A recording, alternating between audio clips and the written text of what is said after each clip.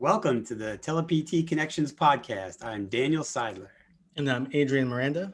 Today with us, we have a very special guest, the Senior Director of Practice Innovation and Analytics at ATI Physical Therapy, Chuck Thigpen. Hey, Chuck. How's it going, buddy? Hey, thanks, guys. Appreciate you having me. Yeah, really good to meet you today, man. I appreciate you taking the time. First off, you played college football. Long time ago. Is that true? Did you play for more than a year? Couple of years. I was the classic walk-on.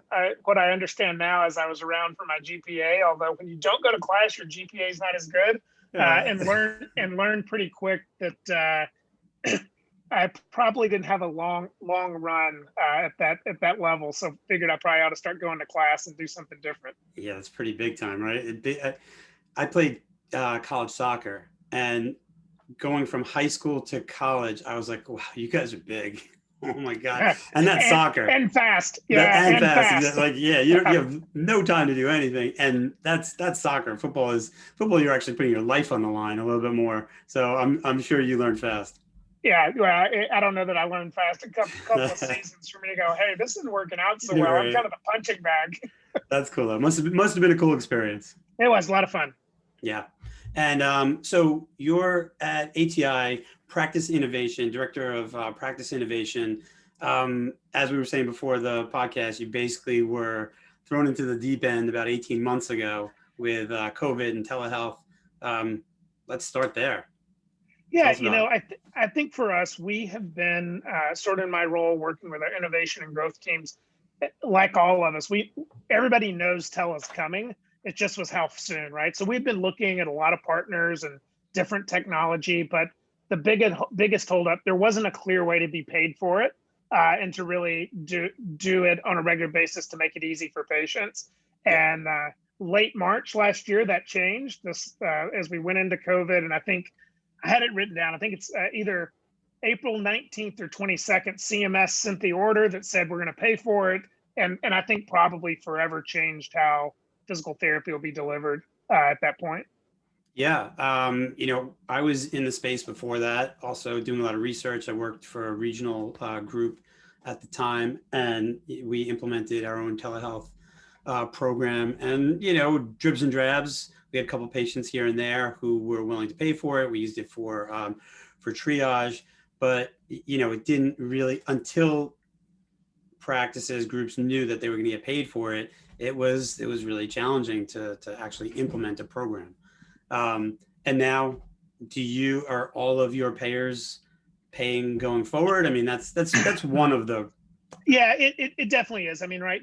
So you got to have both sides. You got to have patients that want it, and you got to have some way to, just to build a model that's sustainable over time. And I think it looks like most payers are going to stay around. As most of the PT world, CMS made a small announcement yesterday that is not so good. And so honestly, I think one of the questions is can we leverage telehealth to deal with those cuts, right? So if I can lower my operational delivery, get the same outcomes for patients, maybe that's a way to do it. So I think that's one of the things that we've got to start to look at as a industry of how do we do that and do it in the right way. And I think that's been my biggest learning over the last year is how do you help patients do that, and how do we begin to build an operational model? Because look, if we set it in the clinic and it competes against the patient in the clinic, it's probably not ever going to become a thing. And so I think that's been sort of the biggest challenge of how do we create an actual teledelivery model in a new way. And we're still on that journey, but committed to doing that because patients want it. And I'm sure, as you guys know, there's this little company out west called Amazon that is they're in the PT business now with Crossover Health, and they're offering physician visits in 30 minutes. You can call if you're an employee, and you get a doctor on the line in 30 minutes and have a visit. So I can't imagine that we're not on that. I don't know anything, but I can't imagine that PT services aren't somewhere on their list of things they'll deliver virtually. Sure. As we know in PT industry, we're definitely not at the top of the list to, most impactful intervention. It's certainly not the best paying intervention, but it's on everybody's radar. It's on everybody's screen, and I'm sure they know who ATI is. So they're going to be in your neighborhood soon. I'm Yeah.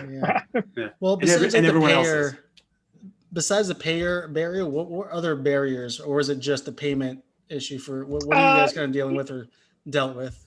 No, I think it's a great question. So I think, as you guys probably know better than I do, and in two different parts doing different tech-based things, is technology is great. There's lots of awesome technology out there, but that in itself doesn't make a care delivery system. And so I think really understanding what we want the patient experience to be like. I think most of the companies either come of one of two extremes.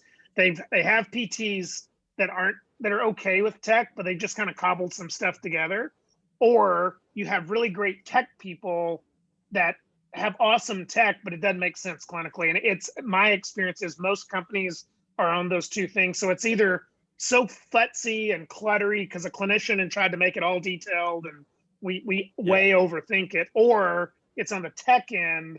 And so I think I would say we're still in a process of actually building care delivery systems via telehealth that actually leverages the tech that's out there, whether it's remote monitoring, wearable stuff integrated with the TV.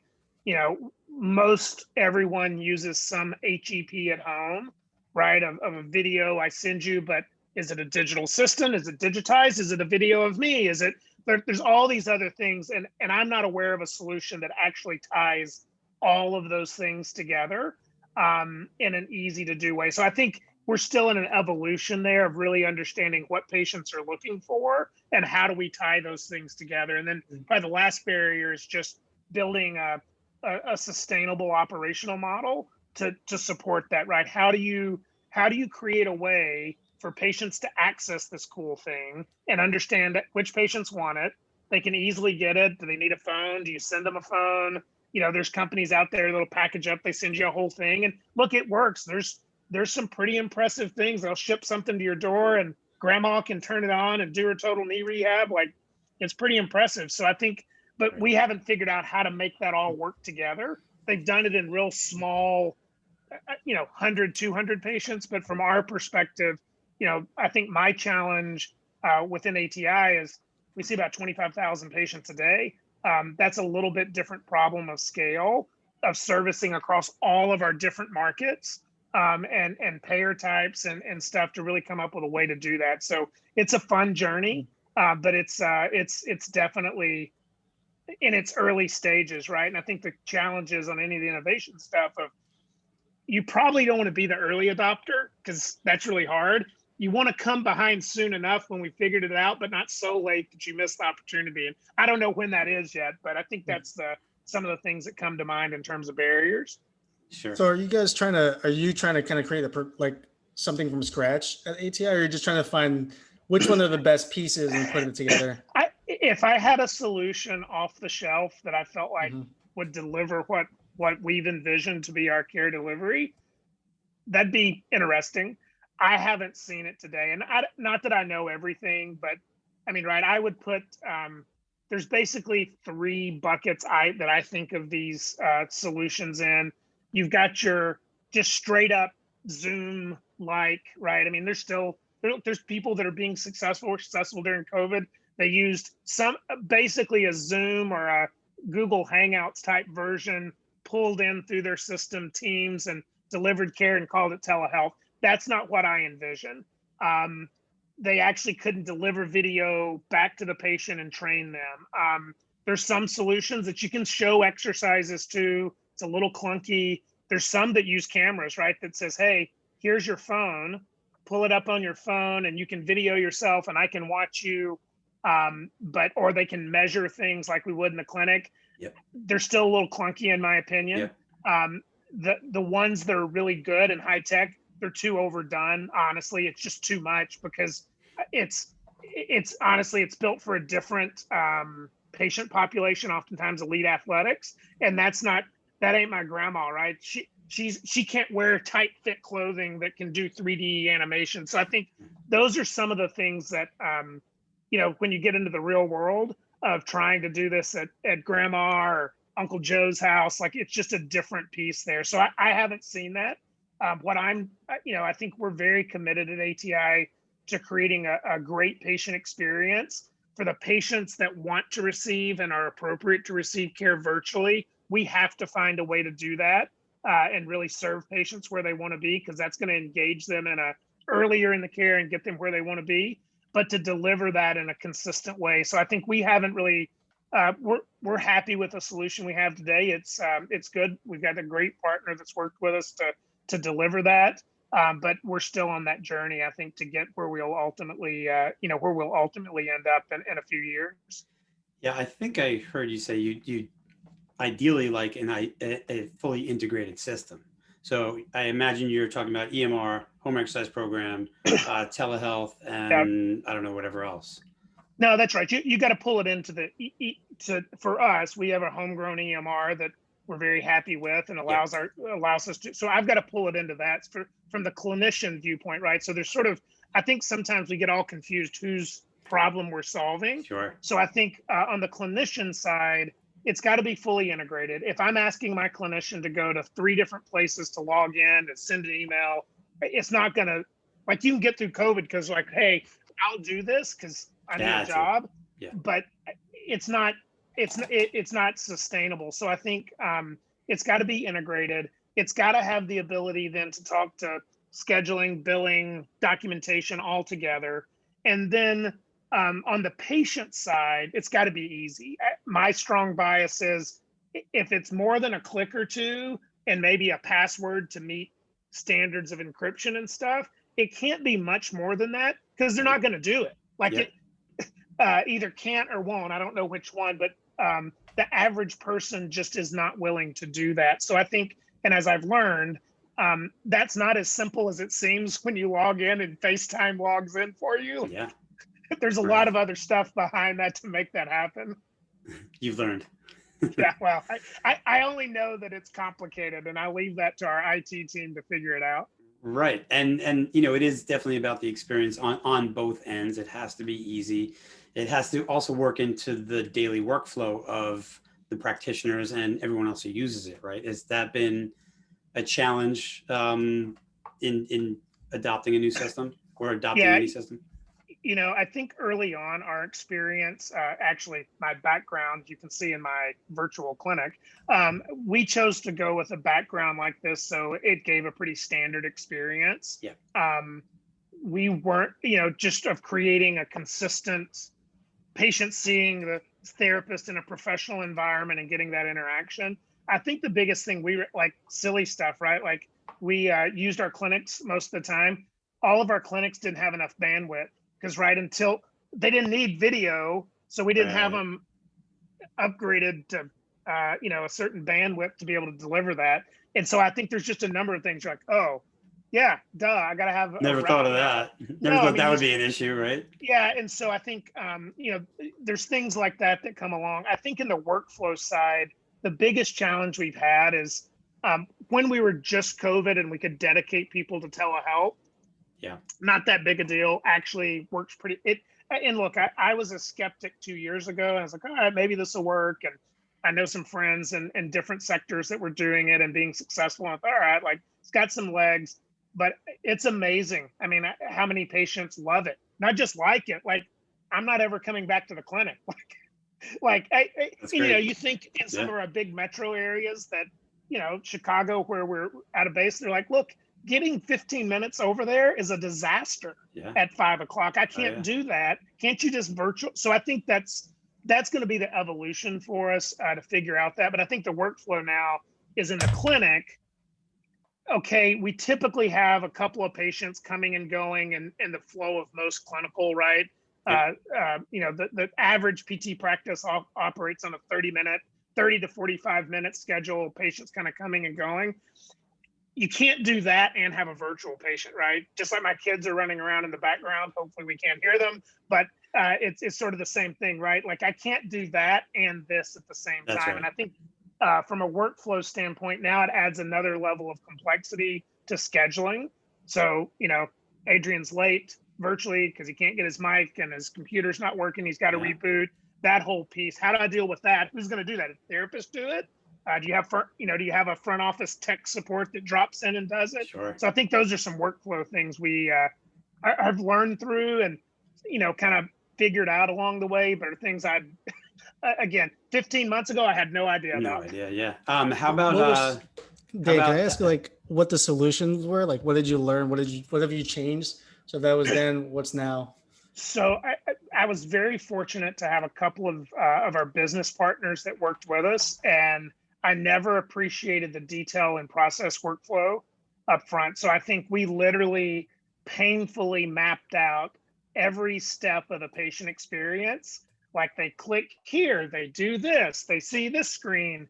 And it became very clear in doing that after, the first 1,000 visits of where we were hitting snags. And so then we were able to build some processes and coaching for our team. And, sometimes it was just training. Sometimes like, oh, we can't do it that way anymore. And I think that was really, in April and May, I think we saw probably 12 or 15,000 visits from kind of April 1 to June 1. So it wasn't just, oh, hey, we're doing this. It was like, bam, go. And so there was some long days and nights in April and May of, I bet we reworked our patient experience workflow over and over again. But I think that was the biggest thing for me is just, I think sometimes, especially clinicians, right? Patients show up, we treat them, they go away.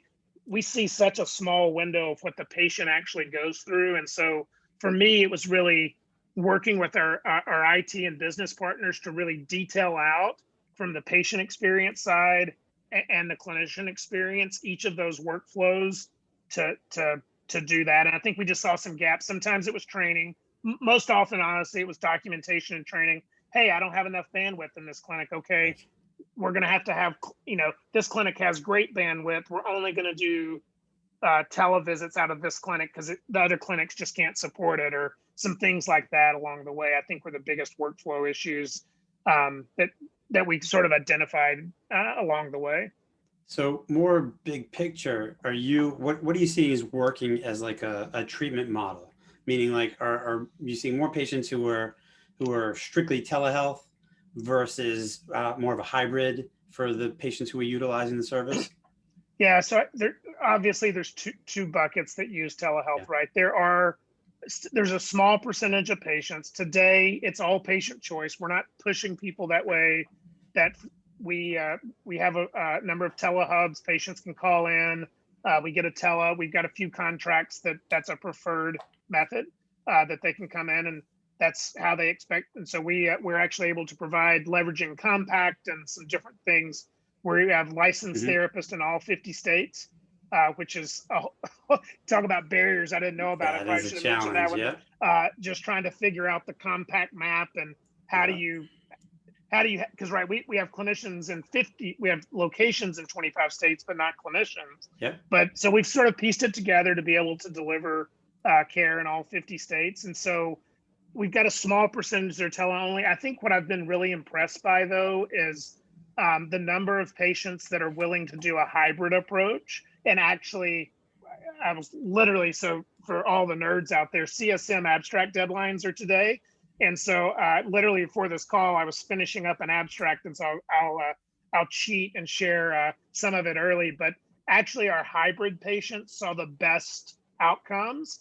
They usually added 3 to 4 visits to their total episode. Yeah. And tended to be towards the end of the episode.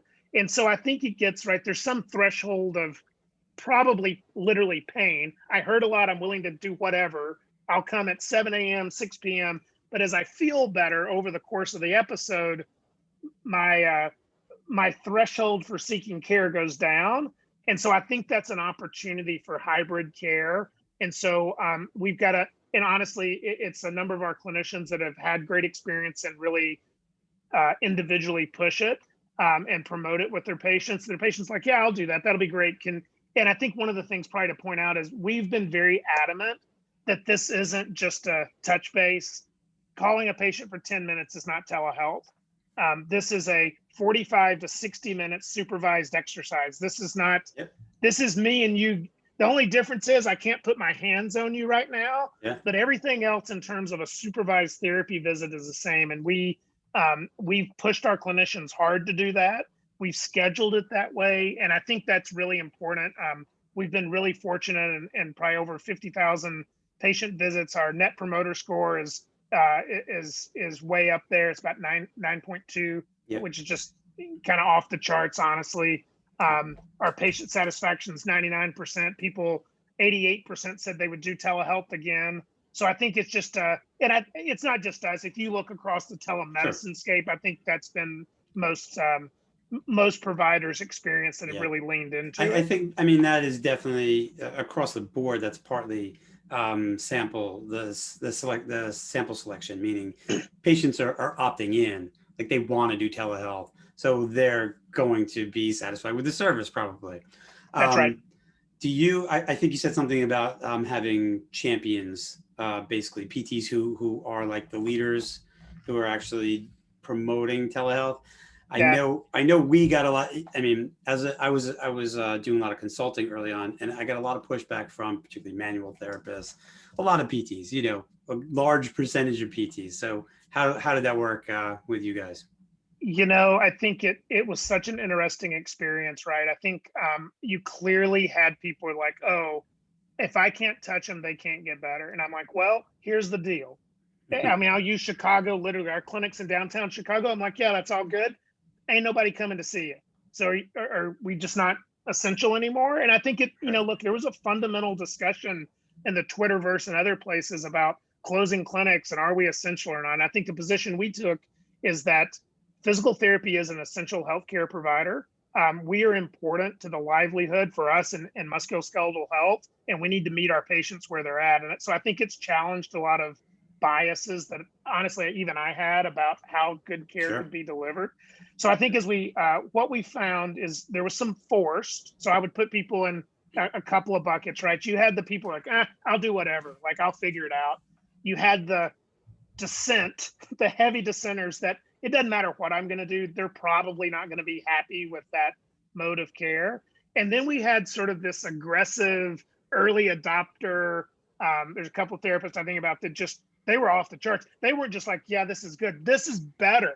And so they were the ones I'm like, yeah, like we're not ready to deliver care quite like that yet. Like, and so I think it was really exciting to see. But what it allowed us to do is there were some of these middler people that had a great experience. And honestly, I probably would have been one of those, like, I don't know about this. But you see the patient's response, you see people get better. And I think it actually starts to challenge our understanding of what gets people better. And this is not this is a whole other discussion. But I think if you really look at as physical therapy, how do we bring value to healthcare? My strong bias, it is because we can provide an evaluation and a diagnosis that gives a clear plan of care. And then there's some consulting educational piece about do this, don't do that. They look, it's valuable. Lawyers get paid about it. But for some reason, I spent all my 25 years being an expert in movement, and I'm bashful about somebody paying me for my time, but that's a different discussion. And then supervised exercise. At the end of the day, everything we do is about optimizing movement. And so I can do that virtually. And if I can't do that, then let's find a way to get them to the clinic. But I think that was the big movement. And I think it gave us an opportunity to really lean in and clearly define how we're delivering care across our clinics and kind of what that expectation is. And honestly, that's not accepted across all of PT. And it's not to beat up the manual therapy world, but there's lots of folks in certain lanes that think unless I can put my cape on and I can put my hands on you, that I can't get you better. And that's not where I live anymore. Yeah. I think it was eye-opening for a lot of people. Not everybody, as you're saying, but anything new is always going to be like that.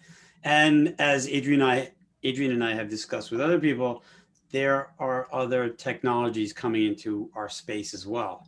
And, if you think that telehealth's going away, or automated care or avatars for your health are going away, you're not paying attention. So, what do you think about all that stuff? And where's like, how is that going to affect your business and the PT? I mean, you're kind of a benchmark for PT now, right? So, no, look, I don't know, but we better figure it out. I mean, look, so I we think better pay attention, right? no, there is. Look, I think, and I alluded to Amazon before. Sure. They're not doing this as a fly-by-night idea, right? Right. Look, musculoskeletal. If I just live in the outpatient world, which is my domain, musculoskeletal is the #1 unmitigated expense in healthcare. Everything else has some control, whether it's heart disease or weight control and those other things. There's solutions out there. Musculoskeletal, there's no real clear end in sight. I believe strongly PT has a solution for it, but we've got to embrace these things. Look, I think the digital assistant, virtual therapist, there's a handful of companies that have some things out there, super fascinating. Look, I don't fully understand AI and machine learning, even though I've got a stats background. It kind of confuses me sometimes. But look, I think there's something there. What can Watson, if you will, if I just be brand agnostic, but Watson is a concept of doing that. Look, if they can fly airplanes and drive cars, they can chatbot your and I interaction to get enough information to begin to guide care. So I think my bias is, how do we figure out how to integrate those technologies into a complete experience? Because I think, look, there's a couple of companies out there that want you to believe, actually, there were a couple of press releases this week that have you believe they can integrate with the EMR and put a wearable on you and cure everything. Come on. Like, that's just not true. Like, it doesn't, like, maybe, but not yet. And so likely the right solution is a continuum that meets patients where they want to be. It leverages technology to optimize that. And then it has people where people need to be. There's still a human interaction piece to medicine that you're not ever going to replace. And so I think understanding how to tie those things together is what really is going to be the differential. And look, we can put our heads in the sand and go, oh, the world's not changing. And then one day the sky's going to fall. Or we can lean in. And I think, at ATI, we're trying to figure out how do we lean into that and figure it out. And I don't have the solution. I will be honest, as crazy as it was in the beginning of the pandemic, it's actually what kind of gets me fired up to kind of figure out, because I think it's an exciting problem to solve. Yeah. Are you, well, before the pandemic, what were you working on? And are you working on, have you shifted back to that now, or how is this, what has changed? Yes. I think for us is really working on one. We had a lot of focus. This was one of our initiatives to think about telehealth and remote monitoring and what does it look like? And because we have two other important parts of our business outside of our core clinics, our ATI worksite solutions and our sports medicine environment, where we have athletic trainers on the floor at industry as well, and then our kind of classic sports medicine venues. And so how do we tie those together? And technology has a play in that. And how do we tie some of those things? A lot of time really had been spent on the EMR. I had a feeling you were going to say that. I was hoping you wouldn't, but I had a feeling you were going to. It is. I know it has to be there, especially for a company as big as ATI. Yeah, it does. And I think for us, the change and shift in focus has been really about workflow management, but really making sure our EMR for now will still be the keystone, but how do I tie these other tech options into it? Whether it's home exercise, telehealth, remote monitoring.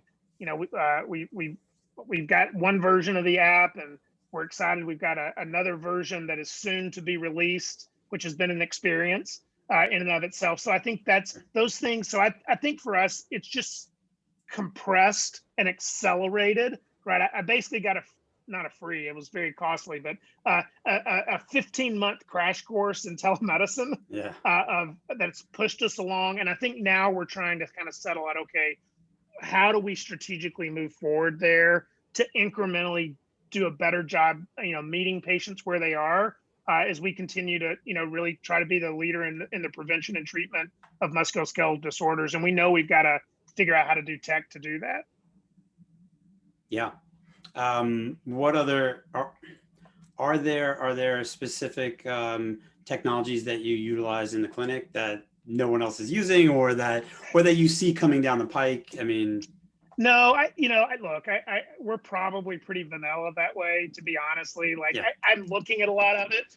Yeah. We're probably pretty middle of the road from just the standpoint of different things. Look, I think there's I'm fascinated by a lot of the new modalities and stuff are out there. I honestly don't know how to integrate them in. I talk to some of those folks a lot.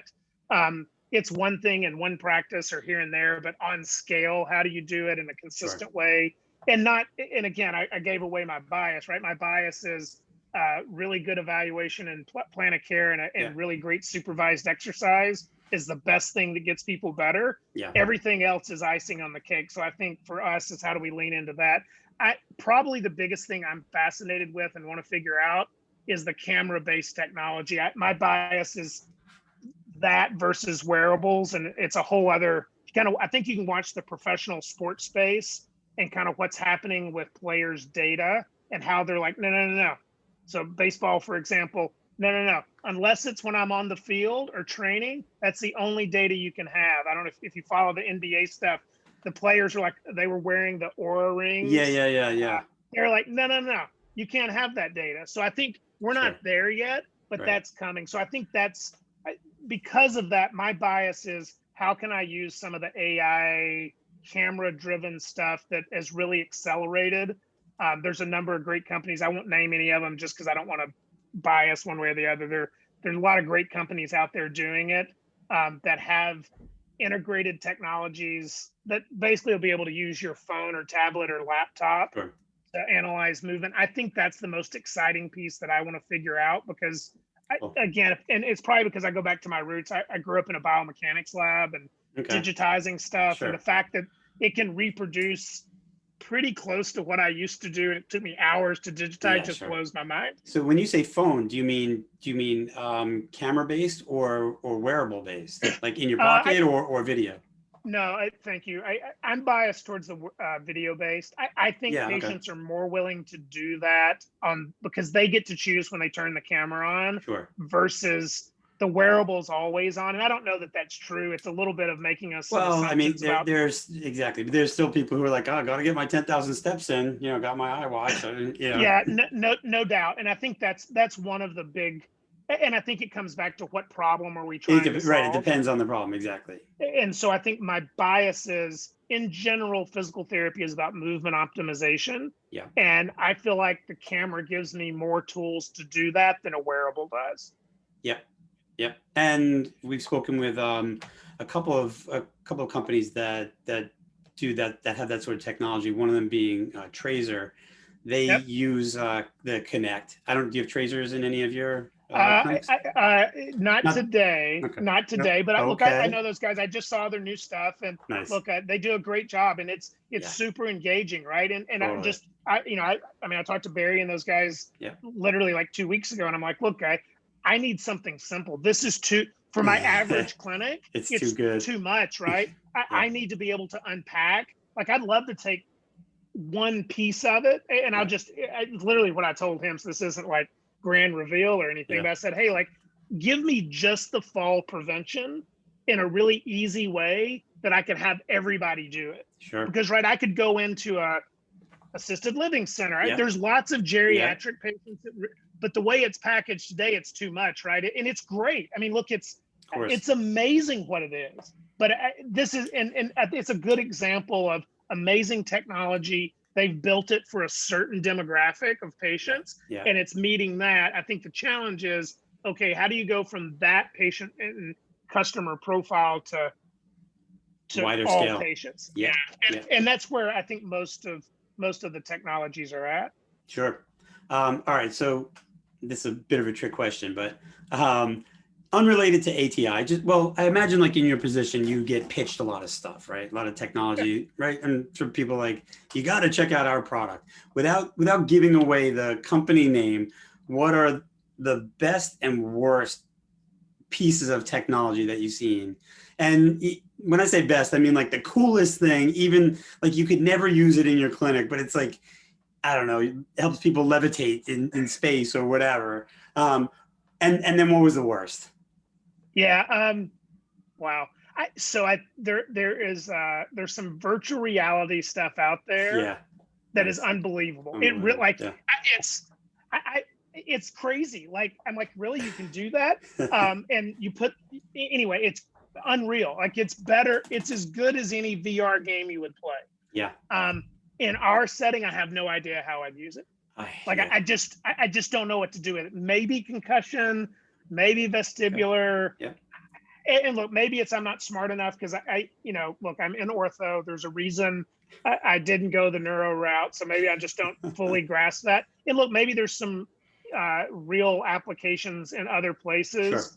There's a biomedical researcher locally here that's doing some stuff with pain, that you do a VR thing and it makes your pain, like pain interference. So maybe, but Sure.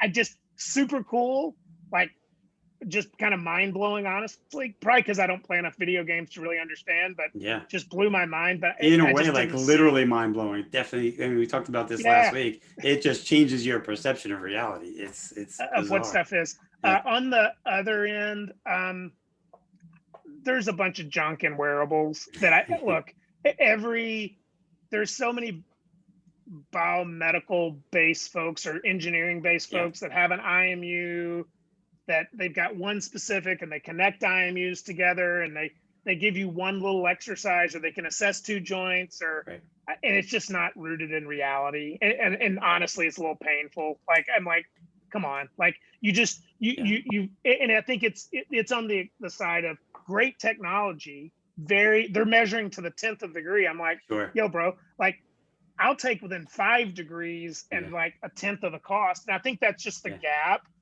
Just because technology can do something doesn't mean it should. Yeah. Like you said, wearables. I've seen so many of them, and there's so many great ideas out there, but they're clearly not invented by or developed by PTs, and don't quite understand in most cases what we're really focusing on. And I mean, I don't know. I don't know if a wearable that can measure knee range of motion is ever going to be relevant. It's maybe. I think it's one of the things that I as I've gotten into this space and trying to understand what innovation is, I've really been attracted to he's passed now, a Harvard professor named Clayton Christensen. And so he's written a series of books, and if you like innovation and stuff, it's a great read called The Innovator's Prescription. But he's got a concept around job to be done, and really around and it's why I alluded, what are we trying to do with the technology? And I would suggest the fundamental piece in all of this is clearly defining the job we're trying to do. It defines who, in our case, who the patient as a customer is going to be, what their willingness to engage in that technology is, to what end, why would they use a technology to solve what problem? And I think oftentimes it's been designed by clinicians for clinicians. Yeah. And that's fine. It makes your job easier, but that doesn't help. If Adrian's my patient, that didn't help him a bit. And so really, I think it's about how do we solve our patients' problems? And I think if we're, honestly, really patient-centered that way, we'll come up with the right solutions and the way to integrate these things. Sure. Yeah. I mean, going back to the wearable that measures knee range of motion, how many patients really care about that? Like, not many. They need to know, like down to that last degree that they're right. I mean, only because we pulled out the goniometer for 20. And look, I did. I was a shoulder guy. I pulled out the goniometer, and look, maybe there's part of that, but is there a way to do that in a tech way that doesn't have to be the 10th of the degree? And I think that's the challenge before us, is carefully selecting technology to facilitate patient engagement, and their treatment without adding a bunch of unnecessary cost or complexity that doesn't help patients get better. And I've heard you say this multiple times already today. It's about the patient first. I mean, Absolutely. that's really what it all comes down to. And keeping that focus, I think, is going to keep the clinic focused in that way. Should be. Yeah. Adrian, anything else you'd like to add or ask? Yeah, I mean, you made some incredibly valid points where I think the challenge is, and I'm sure Chuck, that's the issue with your innovation pitches, is like, it costs this much, but we don't need all that. And also, we don't get reimbursed that much. So there is definitely a business to still run. And that's why, for me, it was, how do you keep the cost down and yet the product really, really good? I think that's also, like you said, engineers don't really know. They kind of work with other tech companies. They know the value of it, but they don't understand the return on investment that has to be provided for whatever wearable, whatever video device, software, great technology that's out there. And I think there's the gap there. I think that's the biggest gap. And until, we get more PTs kind of thinking this way, being like, well, what do we need? What's nice to have and what's definitely necessary to have, and reduce and improves the workflow, improves the patient experience, but doesn't break the bank, especially with reimbursement rates, Yeah, look, well, I mean, as CMS taught us all again this week, they ain't going up. And so I think it's really, to me, around three things. One is improving the patient experience. Look, it's you've got a place you go and probably use their tech because it's easy and it meets whatever your expectation is. Mine's a particular coffee company, and it's made it really easy for me to order coffee on my app, and they've got me because it's easy. And they meet my expectations because they're solving my job to be done. The other is efficiency and workflow, places we can pull technology in to help clinicians be more efficient and, diagnose and provide quicker, dialing into patients is a huge gain. And then probably the last is expanding our touch beyond our four walls, right? How do we really truly meet patients where they are? And I think that if you're going to come back to the beginning, that's what's been amazing to me of all the states we've treated patients in and where patients are at, and patients like it. They're like, oh, I don't have to come to the clinic? Great, I ain't coming. And so I think, and being okay with that, right? But really making it about what does the patient need? And look, sometimes it takes some education. Hey, we think you'd do a little better if you'd come to the clinic. Let me put my hands on you. Here's what we're going to accomplish. And then now you can go back remote. So I think that's where the learning curve is. But those are kind of the areas I think that there's opportunities to pull tech in to actually get to make the business case worth the investment in the technology. Yeah. I think we could go down multiple more roads tonight, but we'll save it for another day. Do you have any questions for Adrian and me?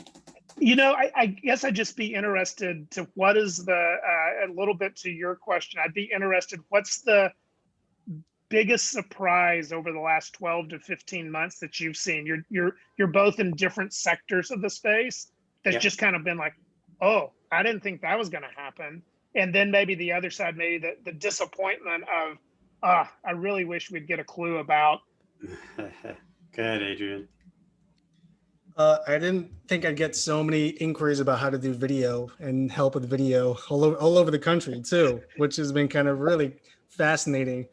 All this time I was like in the silo and I was like, people think I'm nuts or I'm not, and then got so many pings of how do I set up my space? What do I get? What camera, what lighting? And so that was something I never imagined. And that was actually maybe a 5-year plan to like help PTs all over the country. Because for me, video is scalability and you can treat more patients with video. So that's always been like my passion since PT school. And then, what was the second part of the question? The other end, the disappointment side of like, really? Like, and it could be telemedicine or anything in the space. Well, like, really? I mean, completely, in all honesty, I definitely got emotional when I knew that PT is going to change. When my clinic closed down in Brooklyn, I was like, my career is not going to be the same. Like, it's going to change forever. So that was a disappointment, go to school for all this time. And then you become a manual therapist. And then you're like, well, you don't really need these. And it's funny that you mentioned earlier, I was like, Stanley Paris and Mulligan's all manual therapy. And as a student, I was like, I want to be like Stanley Paris. Then like 5 years ago, manual therapy doesn't have the effects that we think it does, like NICE articles. And it's like, now it's like, you don't really need this, like it's nice. Yeah. It's nice to have, but you can do a lot of damage even without having to do this, No, that's right. And look, I think that's where we're all right. It's always that self-fulfilling moment that you're like, oh, I either didn't know what I thought I knew or what I knew isn't true anymore. Is a hard time. Exactly. How about you, Daniel? What's been the... First of all, I think patient adoption has been very impressive to me. It's still challenging to convince a lot of docs to refer patients for telehealth services, telehealth only type services. But once patients start, they're all in. And most of them are like, what piece of equipment do I need? Or what can I use around my house to help me? And that's been really impressive to me, just like how interested most patients who participate, who decide to do telehealth, really how much they enjoy it. And like you said, if I don't have to go to the clinic, that's amazing. Disappointment, I guess the biggest thing is that it goes back to reimbursement. I mean, the CMS thing, I'm actually a little unclear on what, I didn't read the whole thing, what they're doing about physical therapy. Are they allowing the PT codes to be like class 3 or? I mean, the simple, 30-second of at least my initial read of it and talking to folks on our side is basically incremental. They basically started a stair-step cut to get to the 9% cut they were going to do before. Right. Instead of all at once, they're going to gradually. And then the other is, they're kneecapping PTAs and basically going, look, we're not going to pay you at the same rate with a kind of flat, I think 15% cut there. So I think it just really challenges from a delivery model, who's delivering care and how to do that. And that just, it's just frustrating. That's unfortunate, and it comes it comes from a lack of understanding. I think it really comes from, we've got to do a better job articulating the value we bring to medicine. And with that, because I think, one of the challenges I see coming is who owns and controls this telemedicine PT piece. And look, most doctors aren't necessarily doing it just because it's not going to make them a lot more money, but because they can control it and health systems can control it, they're not looking to ask a PT what they think. And so I think that's the piece for me that it really begins to undervalue what we bring to the table into larger medicine, that I think is a real, kind of concerning piece to it, that, frankly, payers and health systems are making a lot of interesting choices in that way of, we'll see if they can deliver the same outcomes we do in the clinic level, but are cutting us out of it. Sure. And hopefully they're actually paying attention to those outcomes. Sometimes I'm unsure that's really what their decisions are based on. That's right. And I think a lot of times it's just about lobbying. It is, and I think that's where I've been very thankful with ATI. We've got a strong commitment. Yep. We do the best we can to collecting outcomes on every patient in and out, and I think we're setting about 75% of patients get a pre-post outcome, which is we feel really good about, and I think it actually allows us to begin to look at, hey, like actually some pretty disabled patients held their hand, said, I'll do TelePT, and they got better.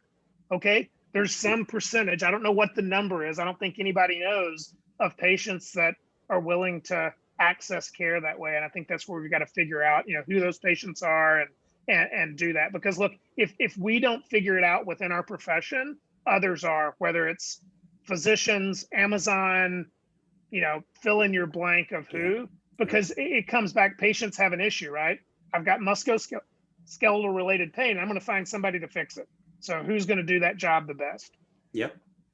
And the field is getting flooded. I mean, we know that. It's no doubt. It's amazing to see all the action. And, but we as PTs, we know we're doing a great job. We just have to get that message out there continuously. Just absolutely lead the narrative, right? Chuck, this was awesome. You've been a great guest, man. You got a lot of information, a lot of knowledge. Awesome. Well, I've learned a lot over the last year or so doing this, and I really appreciate you guys having me on. It's been a great discussion and a ton of fun. Yeah, same here. Let's do it again sometime. I appreciate you coming, and I look forward to it. We'll stay in touch. All right, thanks so much. All right, guys. Thank you. Thanks, Chuck. Thank you for joining us today. This was a great conversation, and we'll see you next week.